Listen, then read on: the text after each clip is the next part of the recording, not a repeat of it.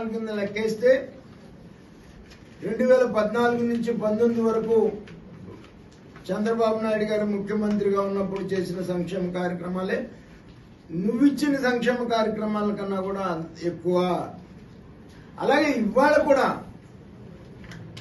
Super 6 పేరుతో రేపు ఏదైతే ఎన్డీఏ ప్రభుత్వం అధికారంలోకి మే 13వ తారీఖు జరిగేటువంటి ఎన్నికల్లో ఖచ్చితంగా అధికారంలోకి వస్తుంది.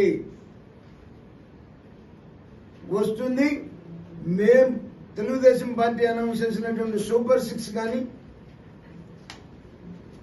బీసీ డిక్లరేషన్ కానీ ఖచ్చితంగా చేస్తాము.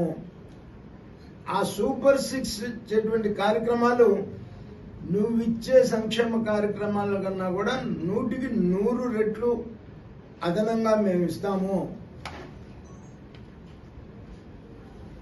నువ్వు చంద్రబాబు నాయుడు గారు 200 రూపాయల పెన్షన్ 2000 రూపాయలు చేశాడు. నువ్వు 2000 పెన్షన్ 3000 చేయడానికి నీకు 5 సంవత్సరాలు పట్టింది. 4000 రూపాయల పెన్షన్ ప్రతి నెల 1వ తారీఖు ప్రతి లబ్ధిదారుడి ఇంటికి తీసుకుని వెళ్ళి ఇస్తాము. ఇవాళ ఎలక్షన్ కమిషన్ నీ సైన్యంతో పెన్షన్స్ ఇవ్వద్దు అంటే నీ అసమర్థతతో నీ దగ్గర డబ్బు లేక ఆడలేక మధ్యల మీద పడి ఏడిసినట్టు చంద్రబాబు నాయుడు గారి మీద పడి అబాండాలు చంద్రబాబు నాయుడు గారి మీద వేసినట్టుంది. మీ బాబాయ్ నువ్వు చంపి నారాసుర రక్త చరిత్రను రాపించినట్టుంది. ఇది మాత్రం దానికి దీనికి ఎంత తేడా లేనటువంటి పరిస్థితి ఉంది. మరి ఇటువంటి నీ జిమ్మిక్కులు, నీ అబద్ధాలు, నీ మోసపూరితమైనటువంటి చర్యలు ఇంకా ప్రజలు నమ్మే పరిస్థితుల్లో లేరు. కాబట్టి ఇక నువ్వు చెప్పే అబద్ధాలు నువ్వు ఆపితే బాగుంటుందని చెప్పేసి నేను ఈ సందర్భంగా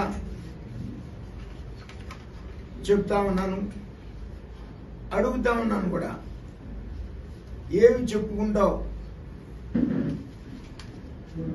గోదావరి పెన్న స్కీమ్ను ఆపానని చెప్పుకుంటావా? వరకపూడిశిల తండ్రి వేసిన శంకుస్థాపన మీద శంకుస్థాపన వేసి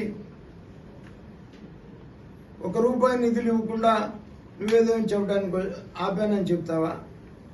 ఇసుక మాఫియా చేశానని చెప్తావా? దొంగ నోట్లు ముద్రిస్తున్నానని చెప్తావా? ఏమి చెప్పి ఓటు అడుగుతావు? ఏమి చెప్పి ఓటు అడిగేటువంటి రైట్ నీకు ఉందని చెప్పేసి నేను డిమాండ్ చేస్తా ఉన్నా.